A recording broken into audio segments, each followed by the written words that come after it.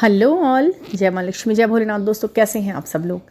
आज के इस वीडियो में हम बात करेंगे कि बहुत ही ज़्यादा गंभीर समस्या जो आपको अपनी ज़िंदगी में नज़र आ रही है। जब से आपने ट्विन फ्लेम जर्नी में कदम रखा है तब से एक अलग ही तरीके की प्रॉब्लम है। इसकी वो प्रॉब्लम भी कुछ अजीब ही है। वो क्या अजीब सी प्रॉब्लम है कि आप इस रिश्ते में वो पा नहीं पा रहे जो आपको चाहिए, है ना। और वो सारी स्थितियाँ बनती जा रही हैं जो आप नहीं चाहते, वो चारों तरफ वैसी बन रही है। मतलब एक मासूम सी जिद है आपकी कि केवल मैं अपने उस एक ट्विन फ्लेम जो कि सिर्फ मेरा ही है, अगर आपको एक कंफर्म भी हो गया है कि मेरा ट्विन फ्लेम है, कि मेरा ही हाफ पार्ट है, मैं अपनी ही चीज़ को पाने के लिए इतनी परेशान हूँ, इतनी समस्याओं से ग्रसित हो जाती हूँ, इतनी विपत्तियाँ सी महसूस करती हूँ और इतना तरस जाती हूँ, तड़प जाती हूँ केवल उससे बात करने के लिए, केवल उसके ज़िंदगी में, उसके दिल में वो जगह पाने के लिए जो कि मेरी ही है। मतलब मैं अपनी ही चीज़ को अपना कहने के लिए इतना क्यों परेशान होती हूँ। ठीक है, तो इस सवाल में ही आपका जवाब है। मैं जो भी रीडिंग सेशन में बातें होती हैं या फिर कमेंट बॉक्स में बातें होती हैं या मैं जो भी मैं इंट्यूटिवली महसूस कर पा रही हूँ, चारों तरफ से एक ही तरह की बातें हैं। वो यही है कि भाई मैं तो इतना बहुत याद करती हूँ, बहुत याद करती हूँ, और अचानक से बहुत तेज़ बात करने का मन कर जाता है। अब मैं क्या करूँ, इतना याद आ रही है और बात करने का इतना मन कर रहा है, लेकिन सामने वाले इंसान ने आपको इतनी वैल्यू नहीं दे रखी है, या फिर उसने ब्लॉक कर दिया है, या फिर वो आपसे बात ही नहीं कर रहे हैं, या फिर वो रन कर रहे हैं, या फिर वो थर्ड पार्टी में है। और अगर करते भी हैं आपसे वो बात, तो बातों में वो बात ही नहीं होती जो कि आप सुनना चाहते हैं, जो कि होनी चाहिए।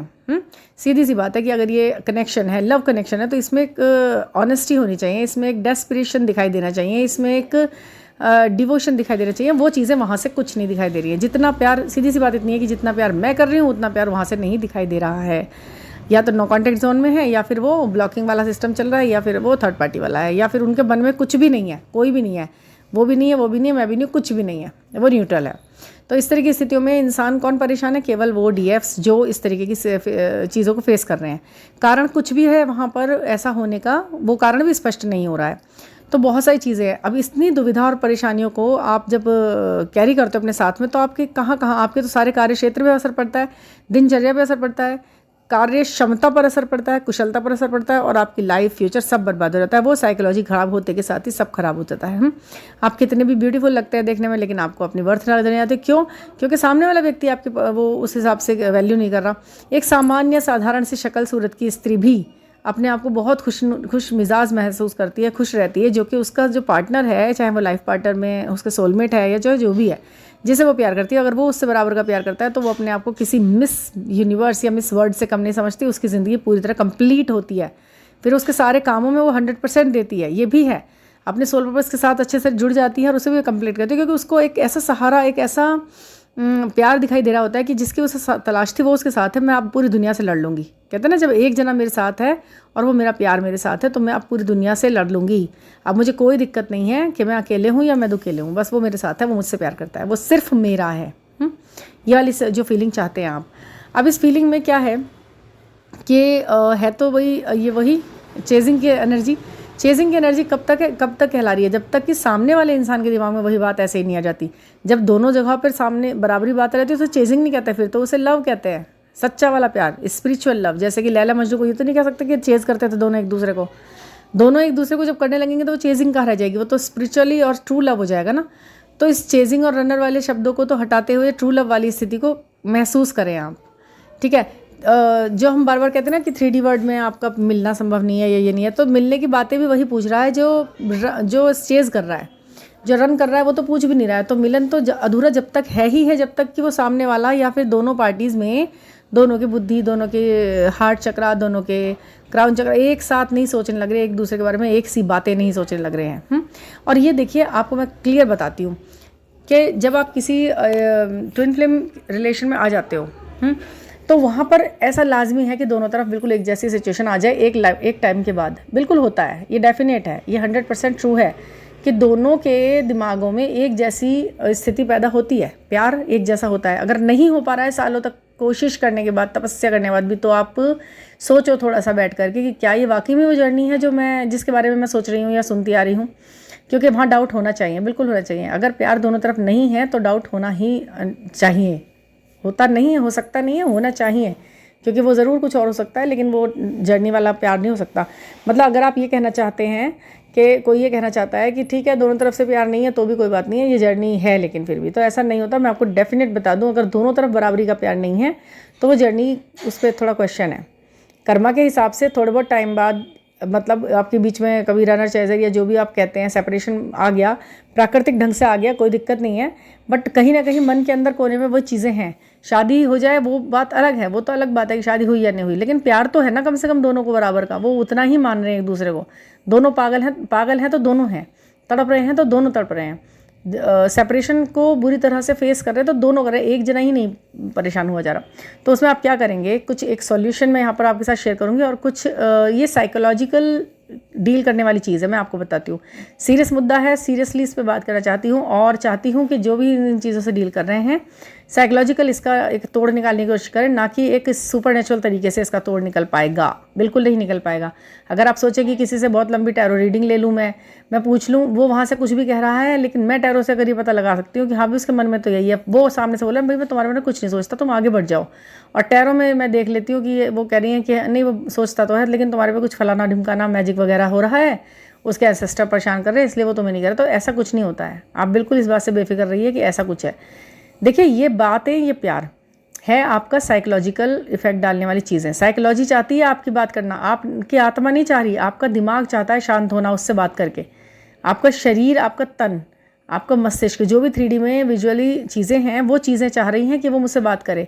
आपकी सोल का कनेक्शन है ना ये, तो ये सोल नहीं चाह रही है बात करें, सोल तो बात कर रही है, 24 घंटे कर रही है, हर पल कर रही है उसकी सोल से बात, अगर वो वाकई में एक सोल हैं दोनों।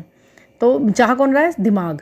तो क्या सही करना है? दिमाग, ना कि स्पिरिचुअली गाइड वो एंसेस्टर। आप बताइए, एंसेस्टर हीलिंग करने के नाम पे दूसरे इंसान, दूसरे लोगों के दूसरे एंसेस्टर को सही करने के लिए बहुत मोटे रकम ले लेते हैं, और वो जो जिसके करना है वो घूम रहा है आराम से, वो ड्रिंक करता फिर रहा है, वो कर रहा है, बस उन्हें पैसे दे दिए 21,000 रुपये कि अब मेरे नाम से वहाँ पर वो हवन ववन कर रहे होंगे, मेरे दादा वादा का नाम लेकर। कौन कर रहा है?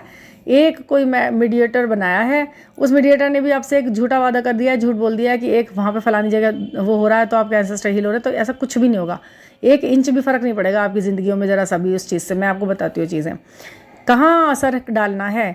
जो परेशानी आपके पैर में है, एंकल में है, और इलाज आप कोहनी का कर रहे हैं।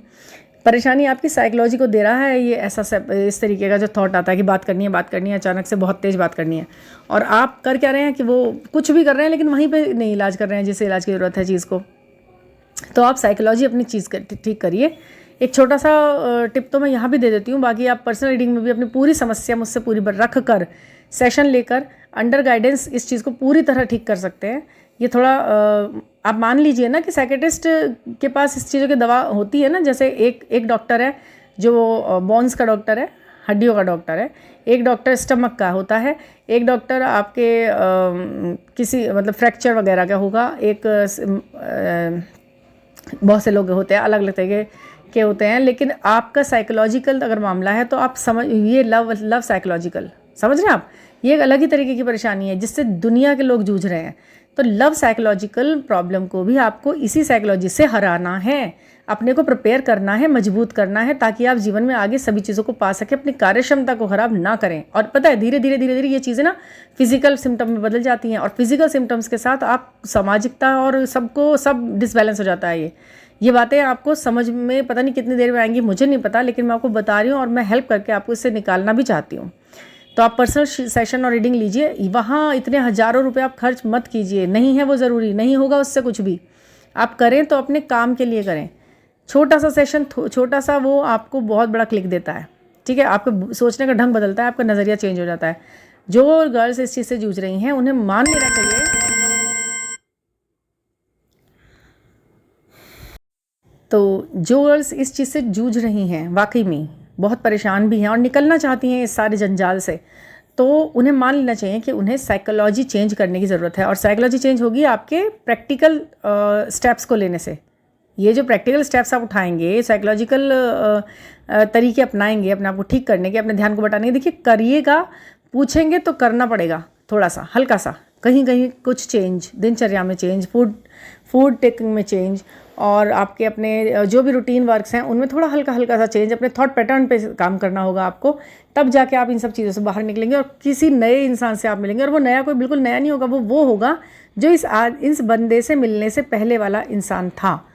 बस वहाँ तक पहुँचना है आपको साइकोलॉजिकली, ठीक है। स्पिरिचुअली आप आगे हो जाइए, बिल्कुल होइए, सब नए नए काम सीख रहे हैं, सब नए नए काम आगे बढ़ाइए, अच्छे काम कीजिए, मानवता से जुड़े रहिए, दान दया धर्म परोपकार मोह माया मोक्ष जो भी है इन चीज़ों को इनकी जगह पर ठीक करें।